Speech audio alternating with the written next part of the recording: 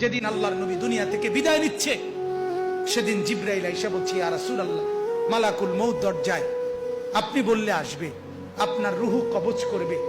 আল্লাহর নবী বলেন, আল্লাহকে জিজ্ঞেস করো জিবরাইল, আমি যদি আমার আল্লাহর কাছে যাই, আমার উম্মতের সাথে আমার আল্লাহ কি আচরণ করবেন, ওটা বলো, তারপরে আমি যাব।